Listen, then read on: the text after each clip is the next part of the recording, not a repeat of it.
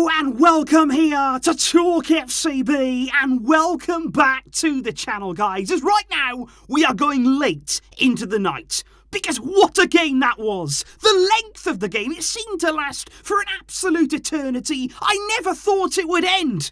But it has done. And the most important thing of all is that Barça have emerged on the winning side, taking home 3 massive points to help with our ambitions in the league this season. And to get there, to secure this win, we needed every player. Every single one of those Barça players tonight. They fought their hearts out. They put everything on the line. And yes, it wasn't vintage Barça, particularly in the second half. It wasn't the prettiest performance that you will see. But sometimes, when the going gets tough, when you go to places like the Anoet, you need to dig in. You need to work hard. And to come out like this, against all the odds, all the injuries, and get the win. Yes, this is why we support this team. Because as you can see, Xavi Hernandez did make a few changes to his starting lineup. He did welcome back for some of the game Ronald, Araújo and Gerard Piqué there at centre-back. Dani Alves also came in at right-back, and in midfield it was Busquets, De Jong and Xavi, with Ferran Torres retaining his place in the starting lineup. And of course he would go on to be involved in one of the match-winning moments. And it didn't take us long. And that was the key in this game, to start it quickly, to play on the front foot. And I thought for the first half, definitely Barça were the better team. We did start with real energy and a lot more belief in the way that we were playing, more sharpness as well in our attacking play. And as you can see here, Dembele with a great chance in front of goal. He opens up his body, and I thought there, that was 1-0. I thought Dembele was going to put that away, and he was so close to doing so. It cannons back off the post. But what I want to highlight here, one of the most important things about this goal is the impact of Xavi. Because as that ball comes off the post, everybody is around the box, everybody is watching that situation, but Xavi is the first to react. He's the one there that goes to hunt the ball down, that actually wins it before all of the other players around him. And once he does get it, it is phenomenal what he does, because he twists and turns on the edge of the box, he gets his head up, and as you can see right here, Ferran Torres, very clever in that movement. He just moves away from his marker, in behind, he points into the space, and Xavi puts the perfect ball in behind there. He just drops it into that open space, and then it's all over to Ferran. He's in a great position there in behind, all alone. He brings the ball down, good first touch, controls the situation, and I think from here, it would have been so easy for Ferran to shoot at goal, especially given his situation, the criticism he's received. He might have thought, you know what, I've got to score, I've got to prove people wrong here, I'm going to go for goal. But that's the thing, he's got the cleverness to think, okay, there's a better option, because he picks out Aubamayang, very unselfish play, clever play there to see the run, and it's an easy header in the end. Aubamayang missed a few of these over the past few games, but this one, he delivers when it really mattered. And that gave Barça not only the lead, and early on, but that of course turned out to be the match-winning goal. Because from there, like I say, guys, I thought in the first half, Barça did have chances. We were the better team. When we had everybody fit and firing, we were actually playing some good football against Real Sociedad. Frankie de Jong here with a shot that just goes past the post. I thought he was much improved in his performance today. And then there was another effort from Ferran Torres. You can see here Jordi Alba with a really clever overlap. Ferran just steps inside, as he likes to do, whips one at goal. And again, I thought that was in. I thought that was going to be a second goal for Barça, but it just flashes wide of the post. And then again, just moments later, Frankie de Jong involved again. Really powerful run this time, moves actually past 2 Real Sociedad players, and then he releases Aubamayang. Brilliant pass it was, and I think Aubamayang actually takes the goalkeeper by surprise, because he hits that so early. Again, flashy across goal, so close, but it goes wide of the left-hand post this time. And Barça, throughout the game, they're on the verge of that second goal, but we couldn't quite get it. And as a result of that, Sociedad always felt as though they were in the game. And just moments before half-time, 2 very big chances. One before half-time and one after. You can see here, just before the half-time whistle, Isaac what a chance for him. Sorloth plays him in, one-on-one opportunity there with Ter Stegen. He really hasn't been firing in recent weeks, has he, Zach, there? He pulls the shot really horribly wide, really bad finish from him, and so surprising that confidence has evaded him over these past few months. And just after half-time too, Sociedad kept banging on the door. This time it's a cross that actually took a bit of a deflection and actually helped it there into the path of Sorloth, who's coming into the back post. And again, the warning signs were there. The alarm bells were definitely ringing when it came to Sociedad on the attack. Sorloth doesn't make the right connection though, balloons it over the bar, but clearly Barca, we felt it. We all felt it in the game.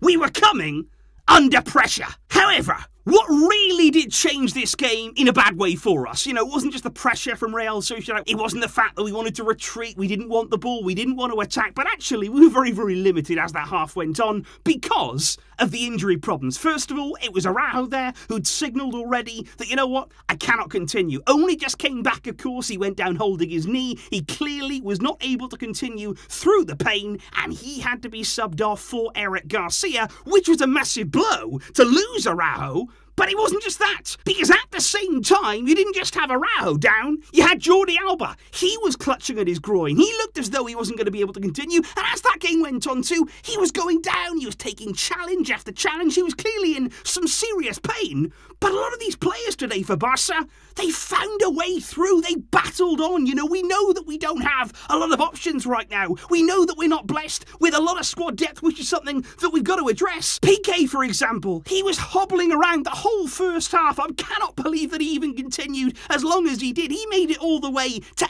80 minutes in this game, and he clearly wasn't fit, but he was out there fighting and battling for the cause. Dani Alves went down. He got taken out by Rafinha. Rafinha was sort of going around. He had Dani Alves. He took out Aubamayang as well. I don't know what his problem was tonight. But Alves then had to be subbed off for Serginho Dest. That we just reached a point in the game whereby you looked around at Barca's defence and they were all either on the floor, they were all off injured, they were all doubling over. We looked as though we were on our last legs, and even at this time, there was still 30 minutes, still over 20 minutes to go in the game. And from our point of view as fans, we didn't really know if we were going to be able to make it through with this slender lead. However, this team kept on fighting, because even as Sorloth again was released in behind, straight in behind Eric Garcia after he came on, he had a chance there, one-on-one with Ter Stegen, and this was a massive save. Absolutely huge moment in the game here, because Sorloth actually puts that low and hard across the goal. Ter Stegen stands up, he doesn't commit himself, he actually sticks out his foot, and that's where the save is made. What a stop that is from close range there from Ter Stegen. It wasn't just there either. I thought Ter Stegen all game long was brave, he was bold when he was making these saves, when he was claiming crosses. You can see one here that was an in-swinger, put into a really dangerous area. Everybody, I think, was scared to get anything on it. They were scared of an own goal in this situation, but Ter Stegen again, not panicking, making himself nice and big and sticking out a big right arm to deny Real Sociedad. There was Gerard Piqué too, throwing himself, literally flinging his body in front of players, in front of the ball. Everything he could do today to stop a goal, he was making it happening, even with the fans throwing objects at him today. Piqué was going through it all out there, and even with all of that said, and even with the pressure that we were under, we still could have doubled our lead. We still could have come away here actually with a 2-0 victory, because Frankie again making things happen in between the lines, plays a brilliant ball to Ferran Torres. Again, Ferran being the creator today, he does everything right in his ball across the box. Fantastic cutback into Gavi, and I thought again that was going to be a goal. It was right there for him, but he just didn't quite make the contact that he was looking for in the end. It goes wide of the mark. Unlucky for Barca, really could have been 2, and then the news that there would be 10, yes, 10 minutes of added time. Now, I know we had injuries, and I know there were plenty of stoppages in this game, but to have to go through 10 more minutes, it was agony. For all of us Barca fans watching on there, we were clinging onto our sofas, we were hiding behind them perhaps, hoping that we could make it over the line. And I want to talk here about some of Sergio Busquets' interventions. Throughout those latter stages of the game, there was one brilliant one in the area. He had to get it absolutely right, or he would have given away a penalty. He just about gets the ball clear. And then there was another. When Real Sociedad were on the break, when we were really under pressure, he just wins the ball back so effortlessly, moves it on so calm under pressure, and he was winning free kicks as well, just to take that pressure off the team and sort of relieve that tension in these final moments of the game. But eventually, after over 100